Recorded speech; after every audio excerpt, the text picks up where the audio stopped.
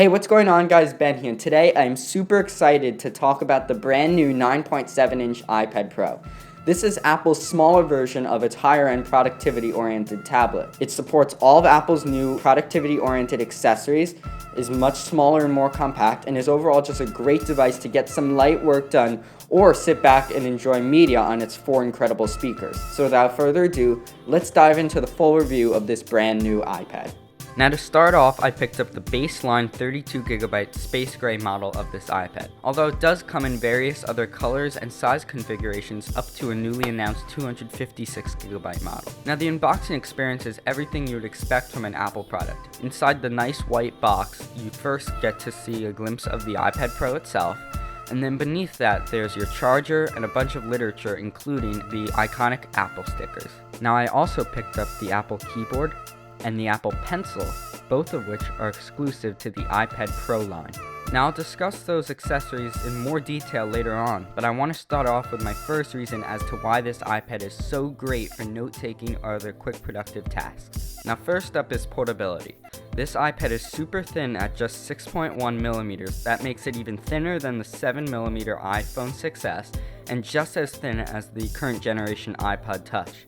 This iPad also weighs less than a pound, making it super light and portable to just carry around with you. This can be easily thrown into a backpack or even carried without a backpack, as it's so light and portable that it just is a very comfortable device to carry around with you and to not have to worry about how you're going to actually transport it. To put this in perspective, this iPad is thinner and more condensed than a classic notebook and pencil, making it an even better device for students to carry around and take notes with them.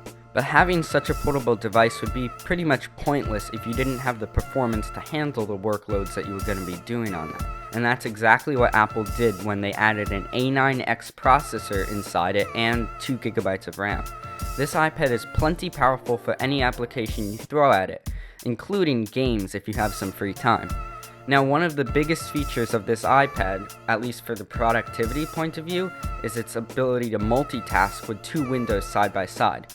You can have, for example, PowerPoint and Notes side by side, so you can take notes on a presentation, or even like your Safari window and a Pages application, so you can do a research project, for example. The combinations are truly endless, and having the power to do whatever you want on this device allows it to provide you an extremely productive workflow at whatever you're trying to do. But the real reason why I went out and spent $600 on this extremely expensive iPad was the potential brought by the new productivity-oriented accessories and features that are exclusive to this 9.7-inch version of the iPad Pro. Now the first accessory which I would like to talk about is the Apple Pencil. Now this pencil feels really good in the hand, almost like a real pencil, and Apple actually simulates the writing style of a real pencil on this glass display by recognizing tilt and pressure with the Apple Pencil, so that when you're writing notes, if you push harder, the digital ink will be a lot darker, and when you tilt the pen sideways, the digital ink will be of a thicker stroke. It also recognizes your palm when you're resting your hand on the screen, so that way you don't accidentally write stuff that you didn't want to. It'll only recognize the pencil tip. Now the reason I like writing with a real pencil as opposed to typing notes, which you can already do on like a Mac, is because when you write notes with a pencil, 1, studies have shown that you remember the information better, and 2, it allows me to jot down like diagrams and charts a lot easier than I can with a mouse and a keyboard. It's just faster, simpler, and I just prefer writing notes. Now the Apple Pencil isn't perfect. For one thing, it'll cost you an entire Benjamin Franklin, which is a lot of money. And 2, it is a little slippery, so if that's a concern, you can easily just put a pencil grip on it. But I just left it empty because I like the look of the white pencil and it didn't bother me. There's also no eraser on the back of the pencil, which might be annoying if you like naturally flip over the pencil to erase, but almost all software just puts an erase button on the screen, so that's not really a problem. You also have to charge it, but that, once again, it takes 15 seconds to charge, so I wouldn't really be too worried about that. But the 2 biggest issues with this pencil were, 1, there's no place to hold the pencil when you're transporting the iPad. So I ended up getting this little sticky pad with like a pen loop in it that I stuck onto the Apple keyboard case in order to hold the pencil when I'm transporting it. And number 2, the little cap that holds the charger, which costs $10 to replace by the way, falls off very easily. So I ended up getting this little rubber gadget that just holds the cap onto the pencil if it pops off, so that way I don't worry about losing it. Now alongside this pencil, Apple also released a keyboard cover for the new iPad Pro, and this keyboard actually connects through Apple's new smart connector, meaning it doesn't use Bluetooth, so you don't have to worry about pairing or charging it. And this is great if you prefer to type notes or if you want to type research papers or other stuff like that.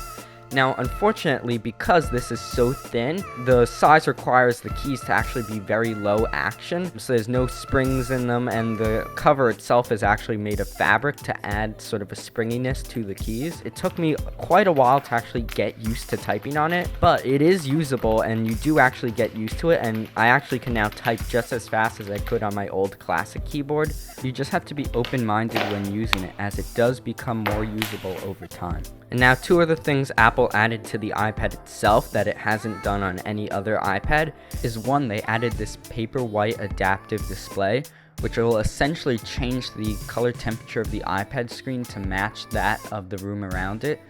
So it'll simulate what an actual white piece of paper will look like in that room. So if the lights are more yellow in that room, the white screen will become more yellow, and that makes it much more enjoyable to use, especially when typing on like white backgrounds or writing on a white background. Also, Apple has brought over the iPhone's amazing camera to this new iPad, which basically means if you were to use this iPad to, let's say, scan in documents, there would be very high resolution and you would be able to see all the details on the page with the pictures from this iPad. So overall, does the new iPad Pro live up to its productive potential? Well, for the most part, I would actually say yes. It does bring together the best of both worlds between handwritten notes and typed notes, and it does it in such a portable and powerful design that it's easy to take around anywhere and get work done. However, one thing to note is that this device doesn't have the specs or available apps to fully replace a desktop computer like Apple claimed during their announcement keynote. And while it is a great device to take with you and get some work done on like school projects and research papers and just simply taking notes, it can't fully replace a desktop and all the functionality of a desktop.